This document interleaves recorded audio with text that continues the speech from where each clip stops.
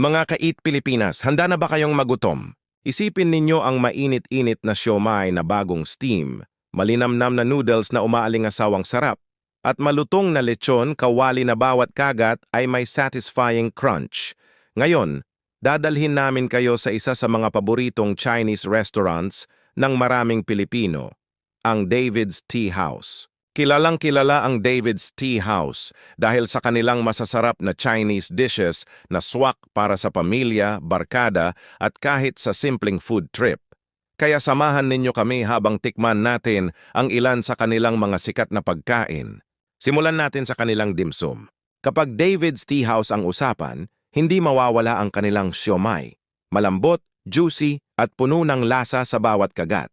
Kasama rin dito ang iba pang dimsum favorites tulad ng hakaw, pork dumplings at steamed buns na perfect na pampasimula ng pagkain. Sunod naman ay ang kanilang noodles. Isa sa mga pinakapatok dito ang iba't ibang noodle dishes, lalo ang birthday noodles na may masaganang toppings. Ang bawat subo ay may kombinasyon ng malinamnam na sabaw o sauce, malambot na noodles at sariwang sangkap. Talagang comfort food para sa mga mahilig sa Chinese cuisine. At syempre, hindi mawawala ang fried rice.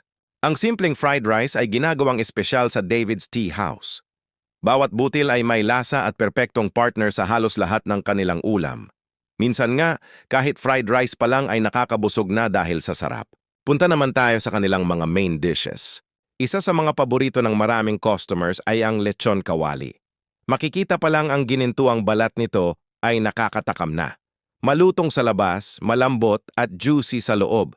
Kapag isinawsaw sa espesyal na sauce, lalong sumasarap ang bawat kagat.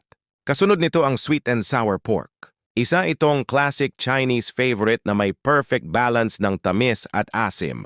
Ang malutong na pork pieces na binalot sa makintab na sweet and sour sauce ay siguradong magpaparami ng kanin mo.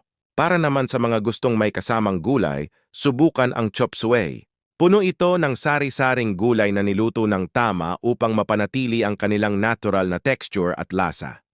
May kasama pang karne at seafood sa ibang bersyon kaya kompleto ang bawat subo. At kung naghahanap ka ng pagkain na pwedeng pagsaluhan ng buong pamilya, marami pang pagpipilian sa kanilang menu. Sa kabuuan, ang David's Tea House ay isang restaurant na nag-aalok ng masasarap na Chinese dishes sa presyong sulit para sa pamilya at mga food lovers. Mula dimsum, noodles, fried rice, lechon kawali, sweet and sour pork, chop suey, at iba pang paboritong pagkain.